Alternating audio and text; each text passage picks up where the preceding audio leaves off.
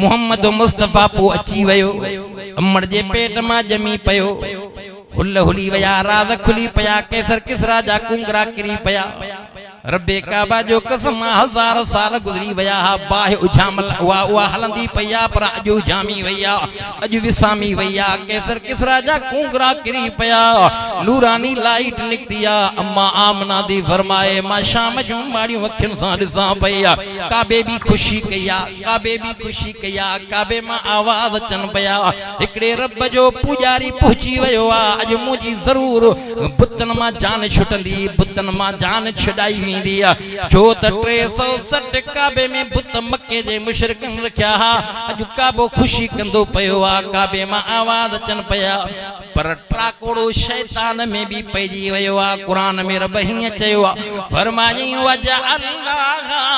रुजुमल शयातीन शैतानन जो आसमान ते वणो बंद थी वियो अज मोहम्मद अची वयो हाने जे 40 सालन जी जिंदगी तय्यब खा गुजरन खा बाद में मुस्तफा ऐलान कयो पैगंबर के अग में बचपन में जवानी में मक्के जे सरदारन भी डिठो सादिकुल अमीन चवन पया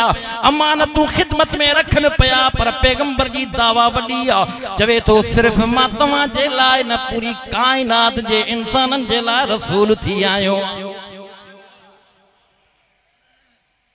मक्के जा मुशरिक पान में सलाह कन पया यार हे त अजीब गाल तो करे सिर्फ तवा जे लाए न चवे तो सजी दुनिया जे अंदर मजी गाल हलंदी सजी दुनिया जे लाए रहबर रसूल थी आयो पैगंबर इए फरमायो छो त अल्लाह जो यो हुकुम आयो हलंदे हलंदे मुखालिफत वधंदी वई इख्तिलाफ वडा थी पया